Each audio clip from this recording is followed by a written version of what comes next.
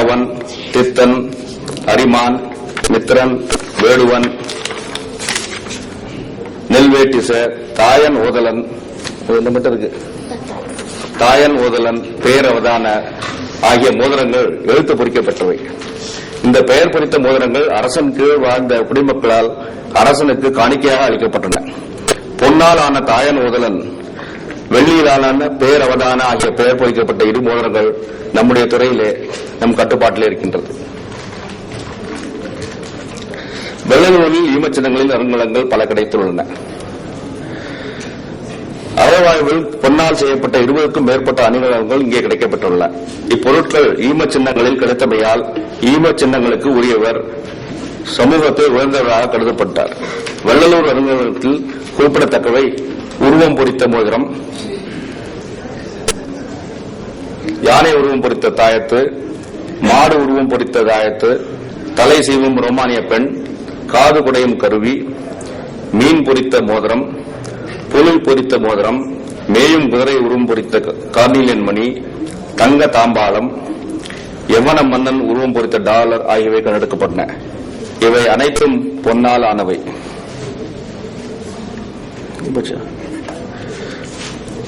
கொடுமணல் பண்டை நாளில் கொடுமணம் என்று அழைக்கப்பட்டது. கொடுமணம் பட்ட விளைமான் நன்கலம் என்று கபிலர் கூறுவார். கொடுமணலில் 1986ஆம் ஆண்டு முதல் பல அகழ்வாய்வுகள் நடத்தப்பட்டு தமிழ்நாடு அரசு தொல்லியல் துறையும் தஞ்சை பல்கலைக்கழகம் நடத்திய அகழ்வுகளில் பல அரிய தொல்பொருட்கள் கண்டறியப்பட்டன. ஈமச்சின்னங்களில் அழகு வாழ்ந்த சூது பவள மணிகள் கிடைத்துள்ளன.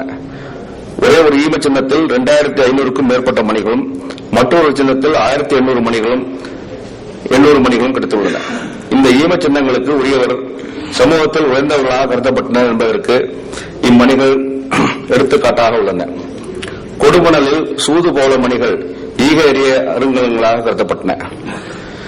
சூதுகோளம் அதாவது கார்னிலியன் பீட்ஸ், ஊதா நிறக்கல் லேபிஸ் லசூலி, நீலக்கல் அமெத்திஸ்ட், பழுங்குகள் குவார்ட்ஸ், பூனை கண்கள் கேட்ஸை, பழுப்பு நிறக்கல் பேண்டட் அகேட், மாணிக்கக்கல் ரூபி போன்ற பல வகை கற்களால் செய்யப்பட்ட மணிகள் கிடைத்துள்ளன.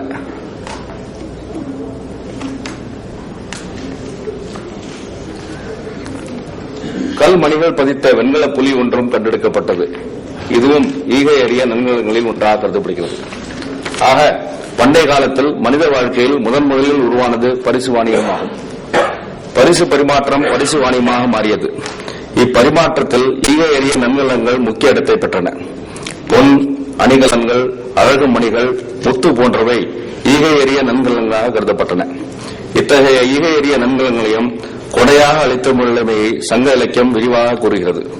இவ்வகையில் மாண்டவியலார் நோக்கின்படி சமூகத்தில் உயர்ந்தோராக எழுச்சி பெறுவதற்காக ஈகை எறிய நன்கலங்களை அளித்துள்ளார்கள் என்றும் செய்தியை அறிய முடிகிறது. கொங்கு பகுதியில் கிடைக்கும் பொன் அணிகலன்கள் யவன வணிகர்களால் கொங்கு நாட்டு வெளியிற்கு பரிசாக வழங்கப்பட்டன என்பதை உறுதி செய்ய முடிகிறது. தொல்லியல் சான்றுகளை பிறதுறை கோட்பாடுகளை கொண்டு ஆய்வு செய்யும் போது பல அரிய மற்றும் புதிய முடிவுகள் கிடைக்கும் என்பதில் சந்தேகமில்லை. அதாவது தொல்லியல் சான்றுகளை மட்டும் வைத்துக் கொள்ளாமல் மானிடவியல், சமூகவியல் இது போன்ற பல துறைகளிலும் அறிவியல் போன்ற துறைகளையும் அதனுடைய கூறுகளை வைத்துக் கொண்டு ஆய்வு செய்தால் நிச்சயமாக இது போன்ற வாணிகம் ஏன் ஆரம்பித்தது, எப்படி இது வளர்ந்தது, இதன் மூலமாக இந்த பகுதி எப்படி வளம் பெற்றது என்ற பல சிறப்பு செய்திகள் நமக்கு கிடைக்கும் என்ற நம்பிக்கை இருக்கின்றது. நன்றி. மிகவும் நன்றி டாக்டர் ஸ்ரீதர் அவர்களே. கொஞ்சம் காலம் அதிகமாக அவர் எடுத்துக்கொண்டதன் காரணமாக இந்த கேள்விகளை கடைசியாக வைத்துக் கொள்ளலாம் என்று நினைக்கிறேன். ஏதாவது கேள்விகள் இருந்தால் கடைசியில நேரம் கிடைக்கும் என்று நினைக்கிறேன், அப்பொழுது வைத்துக் கொள்ளலாம். மற்ற கட்டுரையாளர்களுக்கு இப்போது வாய்ப்பு அளிக்க வேண்டியுள்ளது. அடுத்து திரு சுப்பிரமணியன் அவர்களை அழைக்கிறேன். அவர் இந்த இதே துறையிலே, அதாவது தொல்லியல் துறையிலேயே அவர் பணியாற்றி வருகிறார். தொல்லியலிலும் கல்வெட்டிலும் ஒன்றாக தேர்ச்சி பெற்றவர். அவர் தகடூர் நாட்டின் முல்லை நில வாழ்க்கை என்ற கட்டுரையை கொடுப்பார்.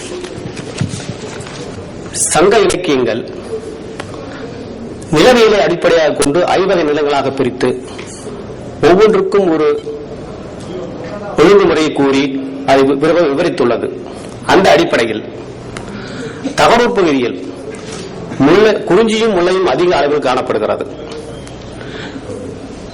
குறிஞ்சியும் முல்லையும் அதிகம் காணப்படுகின்ற காரணத்தால் இப்பகுதியில் கால்நடை வளர்ப்பு சமுதாயமே நீண்ட நெடுங்காலம் நிலை பெற்றிருந்தது என்பதை கூறுவதே இக்கட்டுரையின் சாரம். குடியமைப்புகள் பொதுவாக ஆற்றை அடிப்படையாக கொண்டு அமைந்த குடியமைப்புகள், கோயில்களை அடிப்படையாக கொண்டு உருவான குடியமைப்புகள், வாணிகம், வியாபார பொருட்கள், கடற்கரை ஆகியவற்றை அடிப்படையாக கொண்டு அமைந்த குடியமைப்புகள் தமிழகத்தில் பல இடங்களில் காணப்படுகின்றன. ஆனால் தமிழரை பொறுத்தவரையில் சற்று வேறுபட்ட குடியமைப்பு உருவாகி இருக்கிறது. அவற்றை இரண்டு வகையாக பிரிக்கலாம். ஒன்று, சிற்றோடைகள், நீர் ஊற்றுக்கள் மற்றும் சுனைகள் போன்றவர்களை அடிப்படையாக கொண்டு உருவான குடியமைப்புகள். இரண்டாவது, மூன்று பகுதிகளும் அரண் போன்று சூழ்ந்த மலைகளுக்கு இடைப்பட்ட இடைவெளி பகுதியில் அமைந்த குடியமைப்புகள். தகடூர் பகுதியில் நீர் ஊற்றுகள் தானாக, ஆர்டிசியன் நீர் ஊற்றுகள் போன்று தானாக ஓடுகின்ற ஒரு சூழ்நிலையை காண முடிகிறது. அந்த இடங்களில் நீர் ஊற்றுக்களை அடிப்படையாக கொண்டு குடியமைப்புகள் உருவாகி இருக்கின்றன.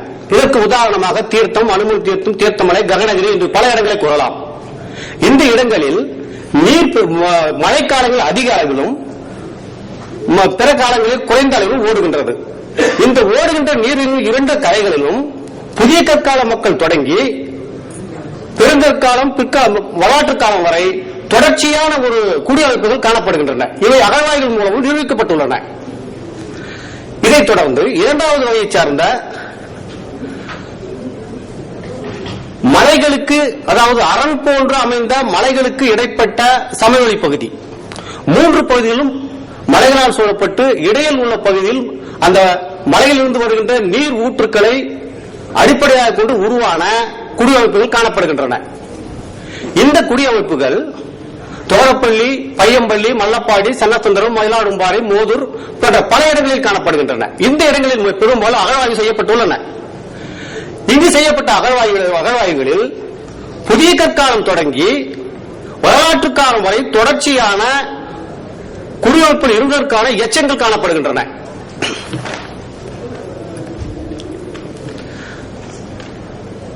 தொல்பழங்காலத்தில் குடியமைப்புகள் தகடூர் பகுதியில் இத்தகைய சூழ்நிலைகளில் குடியமைப்புகள் உருவாகி இருப்பதற்கு தொடர்ந்து சங்க காலத்தில் அதியமான்களை பற்றி கூறுகின்ற சில புறநானூறு பாடல்கள் இதற்கு துணையாக அமைகின்றன. தகடூர் பகுதியான அதியமான்கள் அப்பகுதியில் இருந்த 7 குழுநில சிற்றரசர்களை வென்று அதற்கு தலைவராக விளங்கினார் என்று இந்த புறநானூறு பாடல் குறிப்பிடுகிறது. இமிழ் குரல் முரசின் எழுவரோடு என்று இந்த வரி காணப்படுகிறது. இதற்கு பொருள் கூற வந்த சாமிநாதையர் அவர்கள் கேழல், மேழி, கலை, யாழி, வீணை, சிலை, கண்டை, எரி போன்ற பல கொடிகளை கொண்ட இனக்குழு மக்களை வென்று அந்த இனக்குழு மக்களின் தலைவனாக அதியமான் விளங்கினார் என்று சாமிநாதையர் பொருள் கூறியிருக்கிறார். எனவே சங்க காலத்திலும் தகடூர் பகுதியில் இனக்குழு நிலவி இருந்தது என்பதை இலக்கியங்கள் வாயிலாகவும் அறிய முடிகிறது. மற்றொரு புறநானூற்று பாடல், அதியமான்கள் அருகில் இருந்த இனக்குழு மக்களிடையே இருந்த கால்நடைகளை கவர்ந்து வந்ததால் பெருவழிகள் அமைந்தது